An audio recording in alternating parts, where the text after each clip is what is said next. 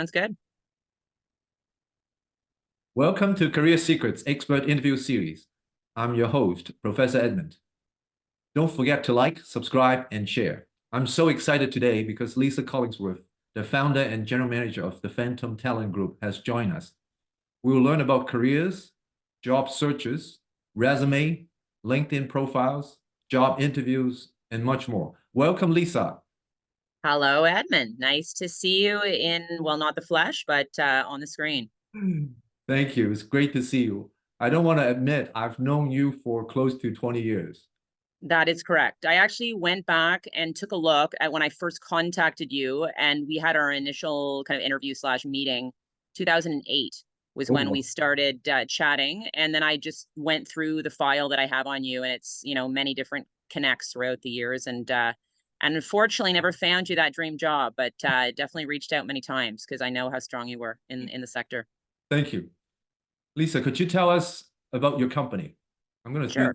some sharing. Well, I fell into recruiting after I had a little stint in marketing in finance and in travel adventure. And I was looking for something to do, and technology was all the rage. And I had a really good friend who knew someone at Christian and Timbers, which was an executive search firm. And I got in front of them just to talk about potential opportunity in tech. And then they immediately kind of were like, I think you could be great in recruiting. Do you want to come? Do you want to do this? And I was kind of like, whoa, I don't know. Anyway, I found myself in technology recruiting, initially starting with C-level roles, like all very high-level roles. One of the people I met there was Stephen Moore. He had his own company ahead of time called the Fathom Group.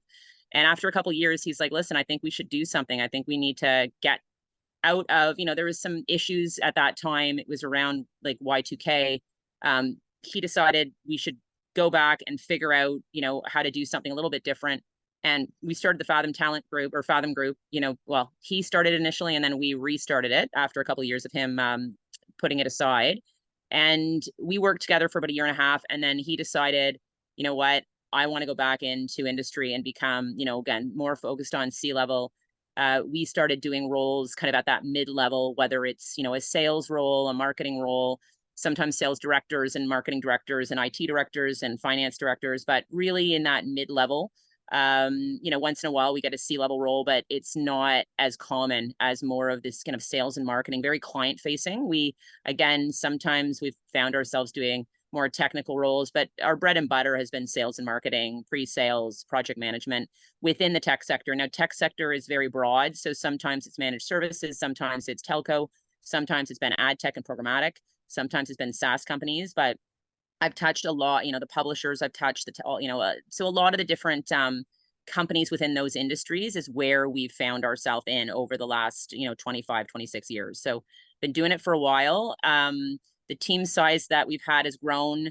Right now there's about 10 of us, but we've got a couple Indian outsourcers, and then there's some people in Montreal that work for us. There's some people and some different partners in and around Toronto as well. So our website's not as updated as it probably should be. But yeah, so there's a group of us that when we get searches in the door, some of the partners, they have their own searches, but we all work on things as a team and have, a model of sharing when, so that we all can work on different searches. When someone's low on business development, they can work on other people's searches, and we all share. So it works well. Excellent. LinkedIn has changed the landscape of the recruitment industry. Do you have any advice for us? When should I update my LinkedIn profile? What I think most people, and I was on the phone today with somebody, what a lot of people don't understand is that, even with, everything being AI driven and, again, LinkedIn, when I started in search, there was nothing of the sort. So we had to, make calls into companies and do our own research and, try and figure out a way to map out an organization. Now that's kind of all done for us on the, the World Wide Web with LinkedIn. LinkedIn is where recruiters like myself spend 100% of their day in. So for us, the more information on LinkedIn, the more keywords that you want to be found on, the more, detail, the better. I mean, if you don't want to be found, that's fine. That's something different. But if you are open to opportunity, and if you want to be found, and if you want more opportunity on your plate, you have to really spend. It's more important than a resume. Of course, a resume is, it's not to say a resume is not important, But if you're going to spend the time and energy, it's like, you know what, start looking at, and again, use AI. I mean, use AI to say, hey, what are the best LinkedIn profiles for a, you know, sales manager in a PLM company or in a building automation company? Like, what are some of those? What do they look like? What types of things? And then mimic it. Like, what we want to see, what everybody wants to see as a recruiter is, what have you done that's different than just, you know, when someone puts a job description down about, you know, what an account executive is, no one cares about that, because again, as an account executive, you know, we as recruiters all know what that means. What does it mean for you? What have you done to drive revenue? Have you done 105% of quota? What kind of clients have you sold into? What kind of, you know, again, as many awards, and, you know, what have you done to save your company money? What have you done to add value? A lot of the times as a recruiter, we're putting in keywords. So if I'm looking for, my client tells me I need an account executive who's sold into, you know, Bank of America or CIBC.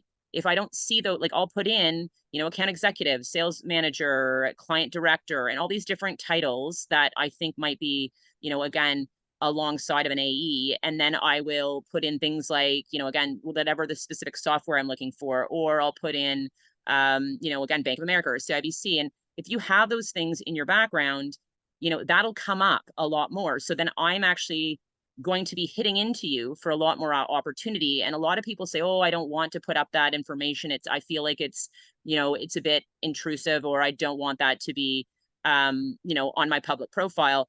That's totally fair, but you're going to be found more. So if you want to be found more, put more. And if you think about LinkedIn in the different areas, there's different areas. There's, you know, there's your title, and then your starter area, and then your middle. And the more times you put in the words that, you know, again, think of LinkedIn as a Google search. The more times, you know, you have the right, you know, the right words in there, the more times you're, you know, you're going to come up. So, you know, when someone, I've had so many people tell me that they change their LinkedIn profile and they're looking and they're open and they need a job. Maybe they're on, you know, they're not working at the moment, or they're desperately wanting to get out of their job, and they change their LinkedIn profile, and it was night and day, the amount of activity they've had.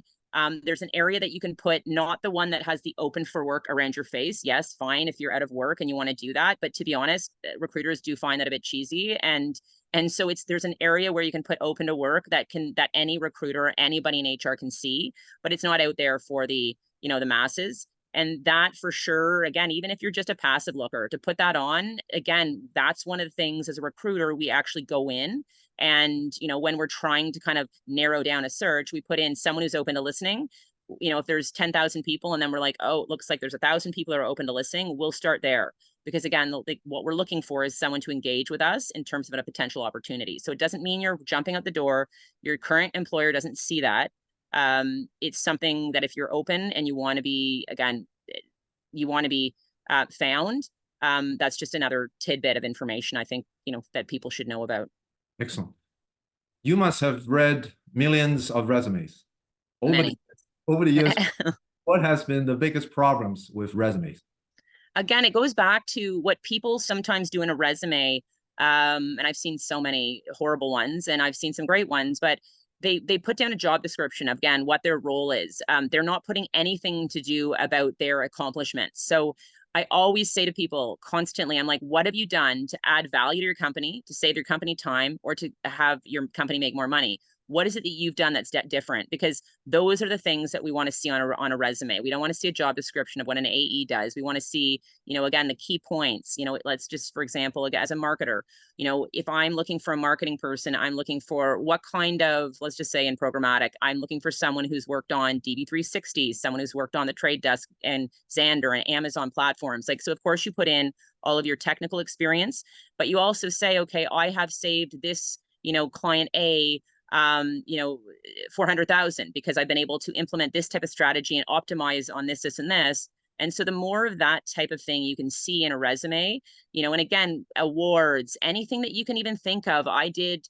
you know, second year, I was the top person out of this many people because I came up with this strategy, or, you know, 4 times promotions in, you know, 3 years, or anything that you can show progression, accomplishment. What have you done that just the average Joe has not done? And that's the biggest issue with people's resumes, is they put a generic, explanation down there that it doesn't show that there's any reason as to why I would kind of go, oh, wow, I really do need to talk to this person.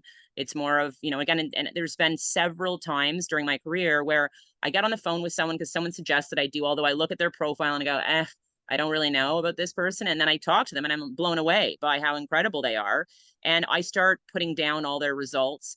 And then, I'll send that into the client, and the client just quickly looks at the resume and isn't interested. And then I say, well, did you look at my notes? And a lot of the times the client just doesn't. They look quickly either at the LinkedIn or at the resume. I had this, I can remember off the top of my head, it's happened many times, but off the top of my head, I remember one particular guy, he took my advice because I sent him a bunch of examples of resumes that are strong. And he went to almost on crack to the total opposite way and did, put 1,000 things in there in terms of his accomplishments, but it got him an interview and then he ended up getting the job. And I wasn't surprised at all, but it was, again, because it's a lot about perception at the beginning. When no one meets you, you have to also present yourself very, very well on LinkedIn and on a resume, or you won't get a shot at the job. So, even with a recruiter trying to push you in, a lot of the time the client doesn't really look at all the notes you've written up. They go straight into what's your profile. And if you don't have a strong one, they may easily boot you off to the side because it's not strong. So it's very important to have a good, presence on social media and, again, on your resume. But I do have to kind of point out here that so many people say to me, well, I don't want to be found and I don't want to be bugged and I don't want this. And then I say, well, then absolutely. Like, if you want to be, if you're rocking it and you just want to be undercover and you don't want to have this type of, outwardly facing, kind of, again, kind of resume or presence online, well, then don't do it. But you're going to be found more if it's strong and if it's updated all the time, as much as possible. And again, people always think that their employers constantly looking and double checking and what's happening over here. If they're getting, again, if they're getting recommendations, or, oh, does that mean they're looking? People are kidding themselves when they think that. Like, first of all, the only time the employer is looking and checking on that kind of stuff, if they're actually looking for a reason to fire somebody. If they're looking for a reason to fire someone, they might go on and go, okay. And even if they're getting recommendations, it's no reason to fire somebody. They're looking, again, they're trying to find some angle to get rid of somebody. That's the only time. People always think that, everyone's sitting around staring at things like that. And it's just not the case. I mean, there's not enough time in the day to do that type of stuff. I agree. And that was tremendous. That's just really good tips. How can we make sure that our resume, our applicant tracking system, or AI recruitment software friendly? I mean, it goes back to keywords. All of AI and all of these applicant tracking systems, etc., they pick up on keywords. So every time someone says, oh, I don't want to be, the idea of, again, there's a dichotomy. Everyone used to think, okay, some people had, 5 or 6 page resumes. And that is, when you're at an Accenture and certain companies, they need to do that. But when you're, again, the idea of having the one pager thing is also wrong. Like, everyone says, oh, but only one page. No, that's not right at all either. It's more the words within. So again, what clients and these AIs are looking for are certain titles. They're looking for certain words. Like, so again, it's really whoever programs that in as to what you're looking for. Again, when I'm looking for a sales director in, cybersecurity, and, I start thinking about all the words that I'm looking for, top performer, leadership, sales leader, sales manager, sales director, cybersecurity. And then I think of all the different words of cybersecurity that goes. And so I'm putting these words, and that's what anybody else is doing when it comes to AI, and same with the tracking systems. They're looking for certain words. So the more times you have the words you want to be found on, you put those words in multiple places in the resume and within the LinkedIn, so that it's not just one place. And even if you think it feels like you're being a little bit repetitive, it doesn't matter. And no one looks at that when you're looking. Like, it's the search engines that are picking those things up. So I never go, oh, wow, how repetitive is that? Like, when I'm looking at someone's, profile, I never think that. I immediately go, oh, wow, look, they've done cybersecurity. They've sold into these 5 banks. They've done this, and this. They've done, 180% of plan that year. They've overachieved this year. All of those things, I'm going, oh, wow. This is someone I need to talk to. So again, when you're when people say, oh, I don't want to put the companies I worked with down, I'm like, why? I mean, unless again, if your company says to you, do not put that on, online, I appreciate that. Like you can't do something that your current company is feeling uncomfortable with, but a lot of the time you've already gone from that company. So what? Like you work with, BMO back then. Put it down. Like I don't know why people sometimes don't want to put those things down, because it's like it's not confidential. So again, it's just how comfortable people feel in terms of what they put down. But really, those are how you're going to be found, is the more stuff that you put down in the resume, in the LinkedIn, the more these platforms are going to find you. Excellent.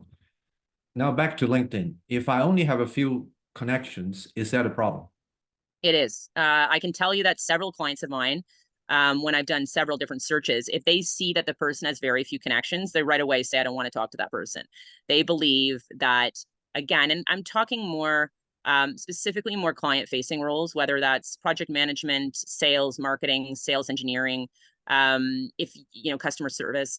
A lot of my clients feel that if you're not completely using LinkedIn and you're active, then you're not going to be the type of person they want. Because nowadays, unfortunately, with the way it is, marketing, sales, that's how people connect through these things. So what I would suggest to people is, if you want to build that, every time you talk to somebody during the day, if you're talking to a new client, if you're talking to a new, again, connection, if you, again, or, spend 5 minutes a day or 10 minutes a day going through some of the past connections you've had and linking people in. And if you do, 5 or 10 a day, then you're starting to build up more of a base. Now, some people have different rules around this. I've talked to some people that say, oh, I will only connect in with someone that I've had, interaction with. And then other people will just connect in with everybody. I connect in with everybody because the more people I have, the more activity and more people I can see. So I don't have that rule, but some people are very specific. So it's all personal preference. But I mean, the more LinkedIn connections you have, the more people you can see, the more activity you can get in front of you. And, again, like it all goes back to, if you are looking and if you want to be found, these things are all very helpful. If you don't want to be found, then again, then that's fine. And, you don't want much of a presence on LinkedIn. That makes sense. But if you're a job seeker, you absolutely do. Okay, more excellent. Fun question. Is there such thing as an ideal or dream candidate? Well, again, that's hard to say, because I mean, every client will tell you initially what their dream client is. So, one person's dream client is very different from the other. But I mean, every single time, it's probably one of the first questions I asked to most of my clients. I said, okay, let's forget everything else. Like, tell me the unicorn. Who's the unicorn here? And that could be, I'm doing one right now, which is a banking executive sales role for an analytics company in the States. And, and an ideal candidate for them would be someone living in New York that has just an incredible Rolodex within the big banks in New York, who probably worked in a bank initially and now is selling into kind of compliance and fraud and AML folks within the big banks, and can kind of walk in the door and, they've been a rock star every place they've been. They haven't jumped around, and a proven track record. So for them, that's a unicorn and that's a dream candidate. But every single client will have a different ask. So, again, it really is dependent on what the client's needs are and what they want. Another fun question. Thank you for that. Another fun question. What was the highest paying job or package, the search that you have been involved with? I've had a couple high ones. I mean, I've not done some of the big daddy-os that some of the big search firms have done. So, I've had like $100,000 fee, which meant that, the client or the candidate had like a 500K package. But I remember the one that sticks out, that I still can't even believe that I got given to me, which was such an odd request, but I took it on at the time. And this is, close to probably 20 years ago now. But I remember a big supply chain company in the Bay Area was having a massive rival with another big competitor. And they asked me to come on, and they paid me $100,000 US just as a retainer to go in and try and raid the other company. Like, they didn't care what they didn't even care what the role is. They just wanted to take people out of that company. So I was virtually, which is I've never done again, and I've never done before, but calling into every single level within every single place within the company, just trying to lure them out. And I went down to California for a couple of weeks and just met like back to back to back to back candidates, and just was basically putting whoever wanted to put their hand up in front of the other client. And, I think it was a couple $100,000 that we did. And then finally, I think the two companies came to a handshake agreement that this was not going to keep happening, because I think both of them were doing underhanded things. And I was kind of like, this is really odd and awkward because I'm not used to doing anything like this. But it was lucrative, and it was 20 years ago, and I've never seen anything like that again. But that was probably my most lucrative deal that I've done. Fun. What was the most impressive move you have seen or heard from a candidate? That's hard because I'm sure there's been lots over the years. I can tell you one that just happened last week because it just is top of mind. The client's looking for, a panel of, it was a sales director role, and the candidate really again did a very good job of doing the research, figuring out what, again, doing all the right things in terms of the presentation, and really coming prepared and really wowing the audience. But what he did, which I thought was really interesting, is after his meeting, he went down for lunch, and there were probably 5 people in the panel. And he went down and he, got some really nice stationery, and he wrote a beautiful thank you note, but in penmanship, and came back after lunch and dropped off these thank you letters. And it was really funny because the client called me and was so touched that they did this thank you letter. And they said, this is old school, and this is really a very personal, lovely touch that we all really appreciated. And I thought, wow, that was interesting. And what again, a little tiny thing went quite a long way. And the guy did get the job. So, it did work. And again, that's probably not the most impressive move I've seen, but it's something just in the last week that I remember thinking, well, good for you. Great story. Lisa, I think you must know this. I've been interviewing my good friends, and they all have been successful and long-term hiring managers. So that's one of the questions that I asked: what candidates have you looked at? What have impressed you the most? And they always said, or they all said, that is the extraordinary things that they did. That's absolutely true. I mean, Attention to detail. everybody, again, there's a lot of good people, there's a lot of good talent, but it's the things that kind of bring you, above and beyond, and the little things that you can do that separate. Now, some of the basic things that I feel that some people don't do, especially when it comes to interviewing, I find it very odd when, and again, even with people that are extremely, mature candidates and people who've been around the block for a long time, is they don't do their research. They don't, they're walking into, it's almost like going into an important meeting. Well, you don't even know who you're meeting, and you're just walking in. I mean, who likes that? Like, nobody does. And these are people, sometimes they're very experienced individuals, and I don't tell them to do this because I just assume they know. It's 101. You do your research, you go in prepared, you look to see what the client's doing, you read up on their website, you read up on articles, what's their challenges. You already have a couple good questions, and you come interested.